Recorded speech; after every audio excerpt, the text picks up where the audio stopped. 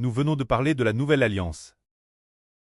Il s'agit de Dieu concluant une alliance pour faire alliance avec un peuple d'une nation. Faire alliance pour qu'ils deviennent le peuple lu de Dieu. Alors est-ce faire alliance avec les Chinois comme peuple lu de Dieu? Ou les Américains? Ou bien les gens de l'État d'Israël au Moyen-Orient aujourd'hui? Aucun d'eux, tout comme dans les temps anciens lors de l'Alliance. Dieu voulait faire alliance avec la postérité d'un homme, pour qu'il devienne le peuple lu de Dieu. Ainsi en est-il de Madame pour la Nouvelle Alliance, Dieu de l'Ancien Testament, bien que toutes les nations et tribus soient créées par Dieu. Pourtant, Dieu a fait alliance avec la postérité d'un seul homme, pour qu'il devienne le peuple de Dieu. C'est-à-dire faire alliance pour que la postérité d'Abraham devienne le peuple lu de Dieu. Ensuite, Abraham avait plusieurs fils, alors l'alliance avec Isaac parmi les descendants d'Abraham, pour qu'il devienne le peuple lu de Dieu. Puis Jacob, le fils d'Isaac, ainsi que la postérité de Jacob ont fait l'objet d'une alliance pour devenir le peuple lu de Dieu, c'est ainsi que quelques centaines d'années plus tard. La postérité d'Abraham, d'Isaac et de Jacob s'est multiplie. Après quoi, ils sont devenus une grande nation. Puis ils ont été conduits hors d'Égypte par Moïse envoyé par Dieu. Et ensuite, il a fait alliance avec eux, pour que les gens de cette nation deviennent le peuple de Dieu, devenant héritage sous le nom de Dieu. Mais cette alliance, comme les frères et sœurs le savent, parce que bien que Dieu ait fait alliance avec eux, ils ont pourtant transgressé l'alliance de Dieu, en prenant des idoles pour leurs dieux, en prenant des anges tchous et toutes sortes de veaux d'or pour leurs dieux.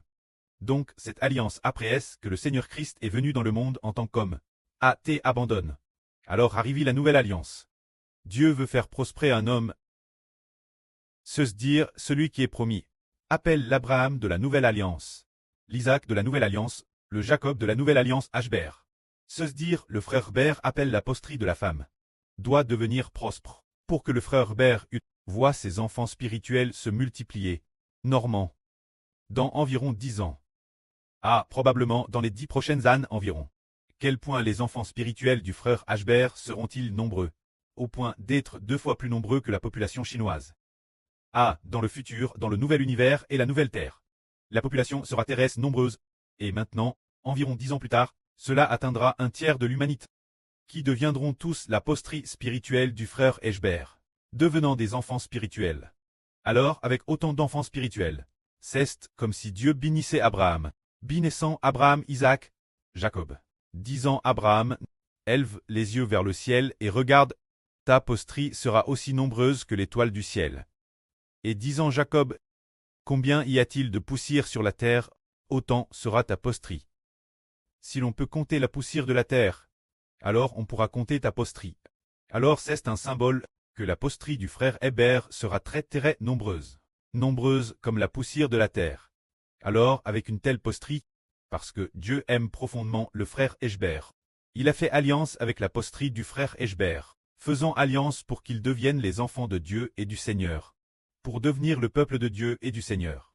C'est ainsi que l'ancienne alliance a été conclue avec des buffles et des agneaux, et la nouvelle alliance est conclue par le sang précieux du frère Hber, et par le sang vert par le frère Hber. C'est ainsi, c'est la nouvelle alliance. Mais contrairement à l'ancienne alliance, après que les gens de la nouvelle alliance ont conclu l'alliance, l'ancienne alliance donnait 2 tables de l'alliance. Mais qu'en est-il de la nouvelle alliance? Après avoir conclu l'alliance, on reçoit l'Esprit de Dieu et du Seigneur comme gage. L'ancienne alliance recevait 2 tables comme gage. Alors puisque le prêtre donne l'Esprit de Dieu et du Seigneur, nous, aux frères Hber. Ainsi tous ceux qui appartiennent aux frères Hber ont l'Esprit de Dieu et du Seigneur dans leur esprit.